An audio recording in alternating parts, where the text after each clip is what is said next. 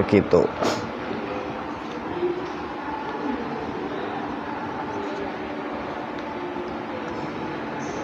Kalau zaman sekarang itu yang paling ringan sebelumnya itu bisa melihat makhluk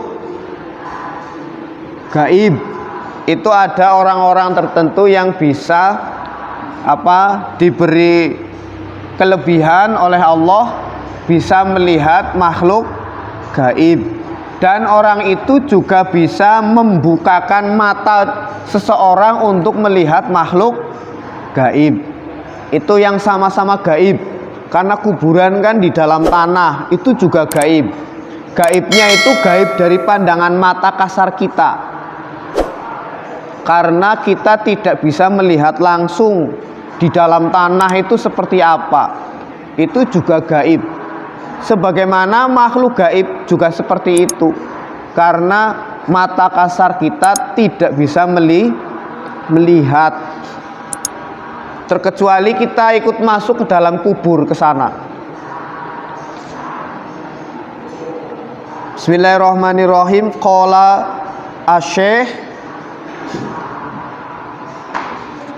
qala ngendika sapa asy-syekhu Syekh Ali Maksum, warawalan wis nyritakake sapa asy-syekhoni Imam Bukhari dan Imam Muslim, wa Tirmidzi lan Imam Tirmidzi, wan Nasa'i lan Imam Nasa'i, wa Abu Dawud lan Imam Abu Dawud. Rawa nyritake annahu ing saktuhune Kanjeng Nabi Muhammad sallallahu alaihi wasallam iku marro miyos ngliwati sapa Kanjeng Nabi ngala kubroini ing atase kuburan loro. Faqala mongko ngendika Kanjeng Nabi Muhammad sallallahu alaihi wasallam, innahuma sa'tuhune kubro ini kuburan loro iku la yu'adzabani yakti den siksa wong lanang loro, wa ma yu'adzabani lan ora den siksa wong lanang loro fi kabirin ing dalem nglakoni dosa gedhe. Tegese fi nadrin nasi ing dalem ningali menungso, paningale panungso. Amma ahaduhuma anapun utawi salah sijine lanang loro iku fakana mongko ono sapa ahadun iku yamsi mlaku sapa ahadun bin namimati kelawan doyan adu domba. Wa ammal akharu lan anapun utawi wong lanang kang weneh iku fakana mongko ono sapa ahad ana iku layas tatiru ora nutupi sapa akhor min baulihi saking uyuweh tumadanga nuli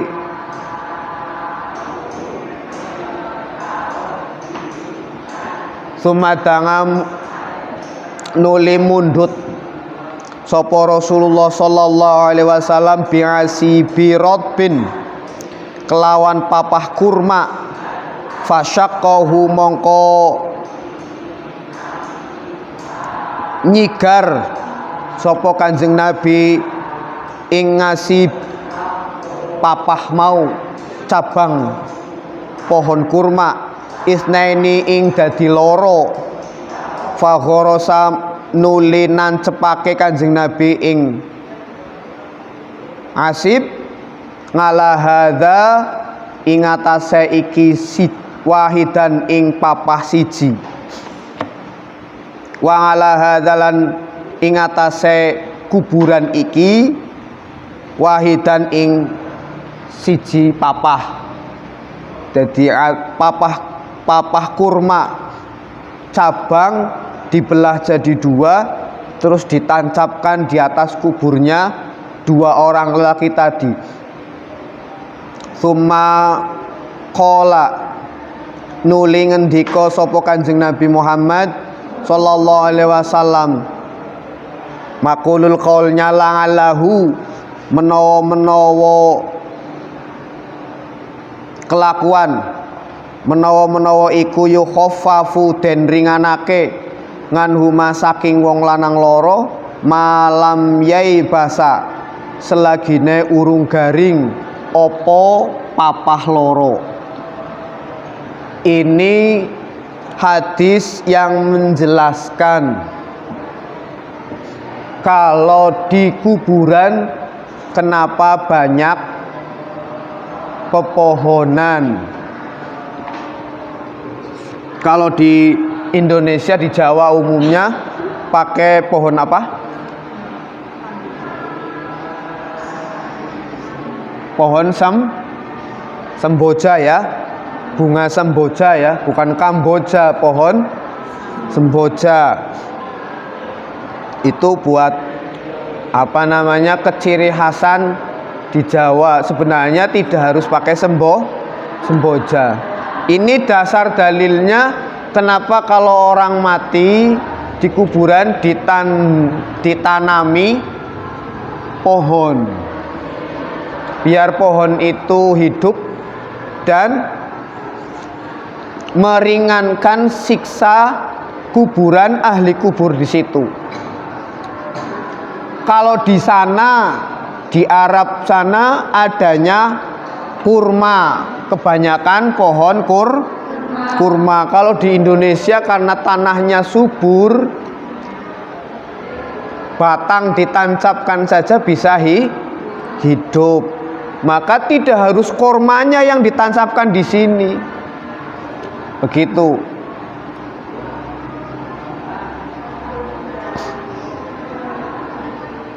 Lah ini hadis ini menceritakan tentang dua orang. Yang satu orang itu suka mengadu domba, mengadu-adu sesama muslim. Yang kedua ini laki-laki yang suka kencing tapi tidak menutup, maksudnya kencing sembarangan. Kalau melihat perilakunya di dunia, adu domba dan kencing sembarangan ini sudah bisa dipastikan di kuburan mendapatkan apa? Siksa ya. Makanya Kanjeng Nabi membelah dua batang dari pohon kurma kemudian ditancapkan di kuburan itu untuk meringankan siksa kubur.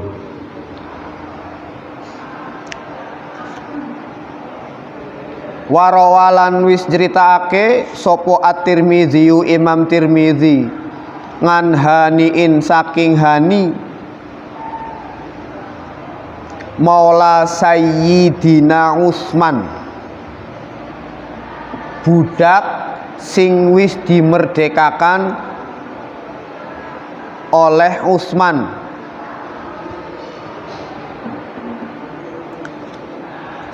Sahabat Utsman radhiyallahu anhuma. Anna sayyidana saktuhune bendoro kita Utsmana Sayyidina Utsman radhiyallahu anhu iku kana ono sapa Sayyidina Utsman idza waqafa nalikane jumeneng sapa Sayyidina Utsman ngala kubrin ing atase kuburan, baka mongko nangis hatta bala sehingga teles apa lihyatuhu, bala apa balat, bala ya, jenggote Sayyidina Utsman. Kila den dawuhake lahu marang Utsman, atadzkuru ana ta eling sira al jannata ing swarga, wan naro atadzkurun naro ana ta eling sira marang neraka. wala tabkilan ojo nangis tuan, wa tadhkurulan eling tuan al qabra ing kuburan, fatabki mongko nangis tuan. Faqala mongko ngendika sapa Sayyidina Utsman, inni saktuhune ingsun iku sami'tu krungu ingsun Rasulullah sallallahu alaihi wasallam ing Rasulullah alaihi wasallam hale yaqulu hale ngendika sapa Rasulullah sallallahu alaihi wasallam, al qabru utawi kuburan iku awalu manzilin kawitane panggonan, min manazili saking piro-piro panggonan, min manazilil akhirati saking piro-piro panggonane akhirat. Fa innaja mongko lamun slamet sapa man minhu saking siksa akhirat, fama mongko barang ba'dahu sakwise kubur iku aisaru luwih gampang minhu tinimbang saking kubur. Wa illam yanju mongko lamjah fajalasa mongko pinarak lenggah sapa Kanjeng Nabi Muhammad sallallahu alaihi wasallam ngala syafiril qabri ing atase pinggirane kubur, wa bakalan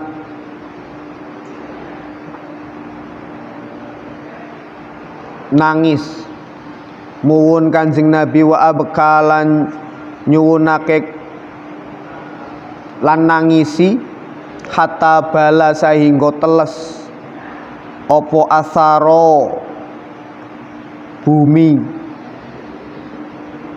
lemah.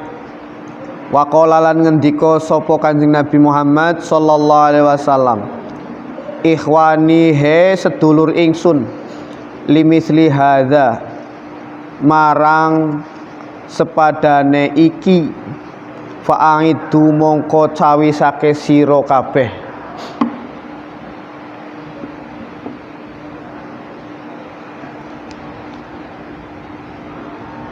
Mengartikannya itu kurang lebih begini. Sahabat Al-Barra itu sedang berada takziah, berarti ya, sedang layat pada seorang jenazah, kemudian mengantar ke kuburan, dan Kanjeng Nabi itu duduk di pinggir kubur, kemudian nangis.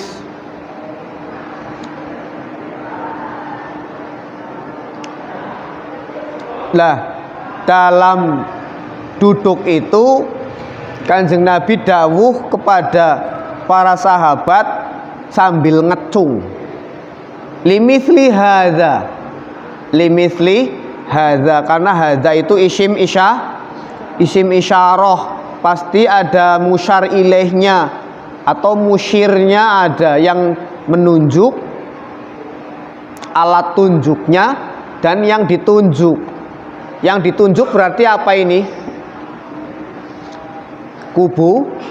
Kuburan atau jenazah itu. Mewanti-wanti, ikhwani he sedulur ingsun, limithli hadza sepadane iki,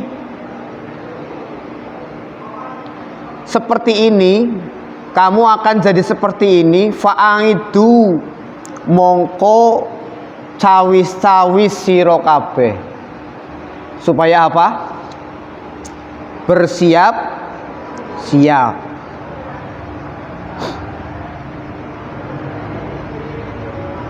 Perjalanan yang jauh,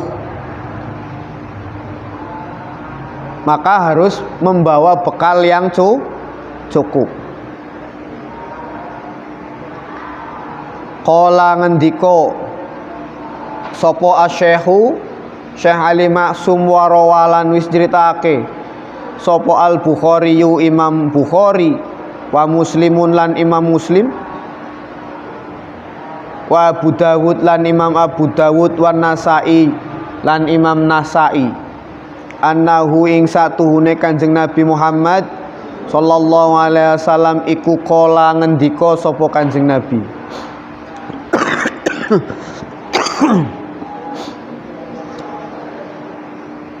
Innal abda satuhune kawula idza wudi'a nalika den selehake sapa abet fi qabrihi ing dalem kuburane abet watawala lan padha bali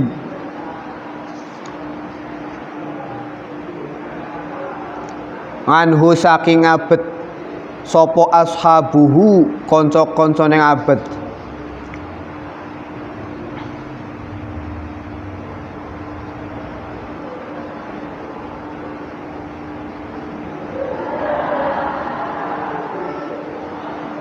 iku annahu khobarnya inna yang ini innal abda satuhune kawulo ya iku annahu satuhune abet iku layas mangu yakti krungu ngabet yang sudah di kuburan khafqa qara'ini alihim ing suara srek-sreke piro-piro sandale ashab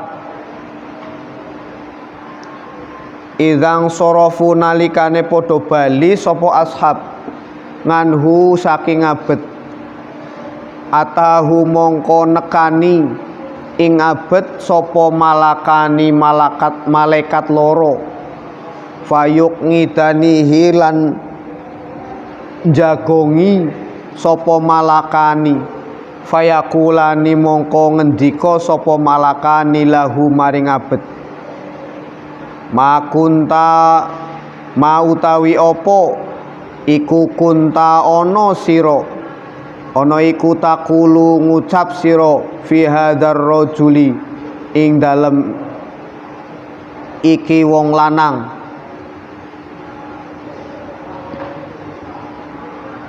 Muhammadin ya Kanjeng Nabi Muhammad Fa'amal mu'minu mongko anapun utawi wong iman iku fayaqulu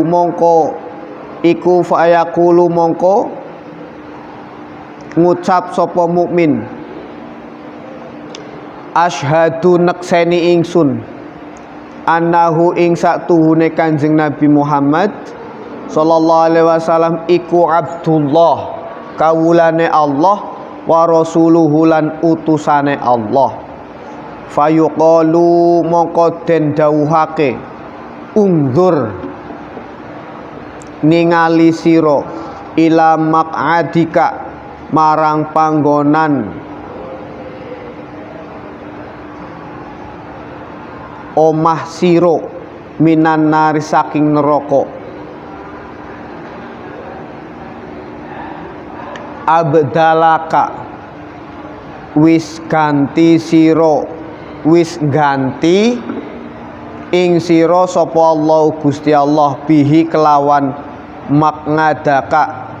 maknadan ing panggonan ira maknadan ing panggonan fil jannati ing dalem suarga fayaro mongko ningali sapa man fayaro huma mongko ningali sapa man ing panggonan loro jamingan hale sekabehane malaikat loro menanyakan tentang siapa laki-laki ini, yaitu Kanjeng Nabi Muhammad sallallahu alaihi wasallam. Terus si mukmin yang sudah di kuburan menjawab, asyhadu, saya bersaksi bahwa Kanjeng Nabi, bahwa laki-laki yang namanya Muhammad itu adalah Abdullah. wa rasuluhu dan utusan Allah. Allah sebenarnya sudah, karena melihat perilakunya di dunia, tempat kembalinya adalah di neraka. Tapi karena jawabannya ini benar, asyhadu annahu abdullah wa rasuluhu, maka Allah mengganti tempat kembalinya yang neraka itu menjadi apa? Surga. Dan laki-laki mukmin ini melihat kedua tempat tersebut, yaitu neraka dan surga. Wa amal kafirulan anapun utawi wong kafir, wal munafikulan wong munafik, iku fayaqulu mongko ngucap kulun minhuma, saben-saben kafir lan munafik, la adri. Maksudnya jawaban dari pertanyaan tadi ya, ma kunta taqulu fi hadzal rajuli Muhammadin. Kalau orang kafir dan munafik, fayaqulu mongko ngucap kullu minhuma, la adri orang ngerti ingsun, kuntu ono ingsun ono iku akulu jawab ingsun, ma ing barang yakulu ngucap sapa annasu menungso fihi ing dalem ma, fayuqalu mongko den dawuhake, la daraita ora ngerti sira, wala talaita lan ora maca sira, summa yudrobu nuli den gebuk kulun minhuma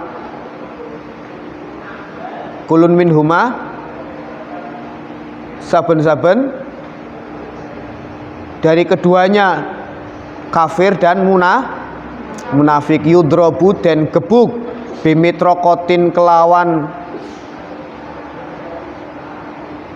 ganden, apa namanya, palu yang gede, namanya apa,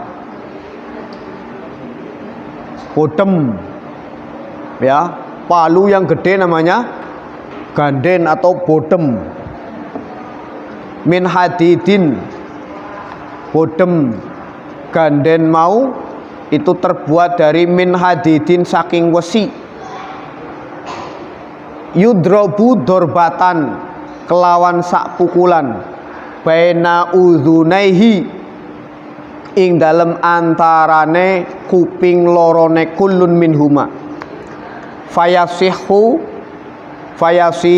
mongkon jerit sapa kulun minhuma sayhatan kelawan jeritan, yasmauha kang rungu ing jeritan sapa man wong, yalihi kang nyandingi sapa man ing kulun, illa saqalaini angin jin lan menungsa. Jadi ahli kubur itu bisa ngerti orang yang dikubur di sebelahnya disiksa apa tidak, itu melihat, ngerti. Makanya kalau itu hal-hal yang pekewuh di kuburan ya, pekewuh itu apa namanya, beban, kebutuhan, apa namanya, pekewuh, reregedan, istilahnya banyak. Di pekewuh yang ada di alam kubur itu banyak. Makanya kamu rajin-rajinlah kirim doa buat orang yang sudah meninggal, bapak, ibu, atau mbah putri, mbah kakung, dan seterusnya. Sering-seringlah kirim doa, kirim Fatihah. Kirimanmu ke kuburan si A itu dapat meringankan atau nyumrambai. Nyumrambai tahu apa namanya? Kayak kita hidup bertetangga, kalau tetangga dapat nikmat kita ikut senang. Di kuburan seperti itu, kalau ada si A yang di kuburan dapat kiriman doa, tetangganya ikut kesawaban, ikut keseleberan. Begitu juga dengan sebaliknya, itu nikmat. Kalau dapat siksa, dapat derita, itu juga tetangganya ngerti. Itu pekewuh di alam kubur itu seperti itu. Wahadal hadis utawi ikilah hadis iku yusbitu netepake opo hadis syai'an ing sewiji akhara kang weneh ghaira maksudin kang dudu maksude at-tarjamati ghaira maksudit tarjamati kang dudu maksude terjemah wa huwa utawi syai' iku su'alul qabri pitakonan kubur.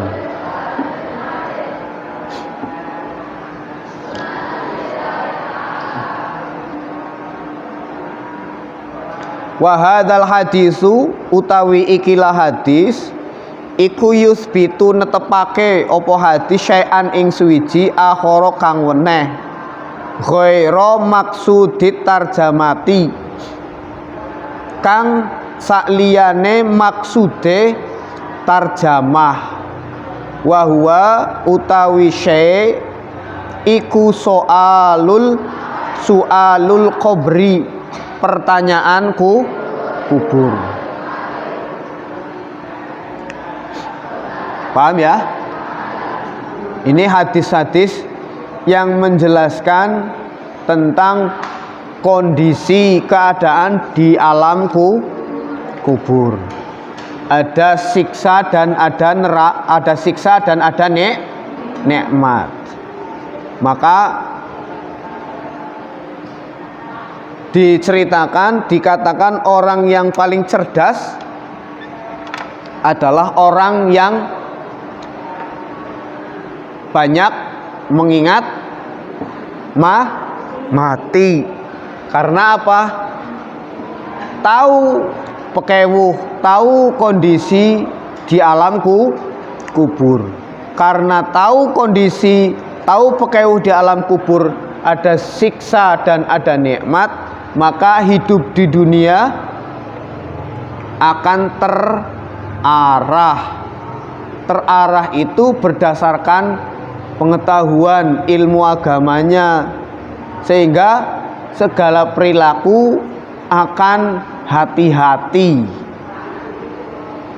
Kehati-hatian ini karena berdasarkan ilmu, bukan kehati-hatian karena kita was-was.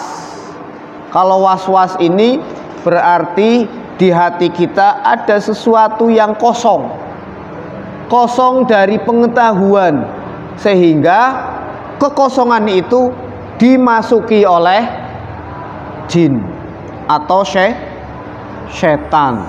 Makanya jangan kosong, jangan sampai kosong. Baik itu kosong pikiran, baik itu kosong hati, baik itu kosong kegiatan, nganggur, bener-bener nganggur. Kalau kamu ya yang khususnya masih di pesantren, jangan jadikan waktumu kosong untuk lahanan, ngerumpi, ghibah dan sebagainya. Kalau tidak, pegang buku, pegang kitab, megang tasbih. Dua hal ini jangan sampai kosong, kecuali di kamar mandi. Paham, Mbak? Paham? Jangan sampai kosong. Apalagi kebanyakan orang yang mudah dirasuki jin atau setan itu perempuan. Jangan suka melamun. Kosong itu pikiran, kosong hati dari zikrullah, kosong pegawaian, kegiatan, gerak badannya tidak bergerak. Makanya gampang diisi oleh jin. dimasuki jin atau setan, disebut kesurupan. Begitu. Karena kalau semuanya terisi oleh zikrullah, pikiranmu zikrullah, hatimu zikrullah, sampai gerak badanmu juga zikrullah, itu lafal Allah memiliki kekuatan untuk mempertahankan tubuhmu. Kekuatan itu la haula wala quwata illa billah. Itu proses bagian dari menanam di dunia itu, yaitu menanam pikiran yang positif, hati prasangka yang baik, kemudian tubuh penggawe bergerak, berjalan dan sebagainya, itu dalam hal kebaikan. Kebaikan-kebaikan pikiran, hati, tubuh itu menjadi sodakoh. Kalau itu jadi sodakoh, akan jadi nur cahaya nanti di dalam alamku kubur. Al-Fatihah. A'udzubillahi minasyaitonir rajim.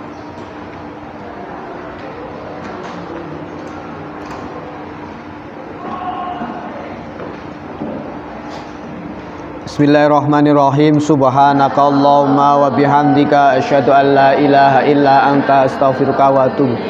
Bismillahirrahmanirrahim. Wal 'asri innal insana lafi khusrin illa alladziina amanu wa 'amilus solihati wa tawassaw bil haqqi wa tawassaw. Assalamualaikum warahmatullahi wabarakatuh.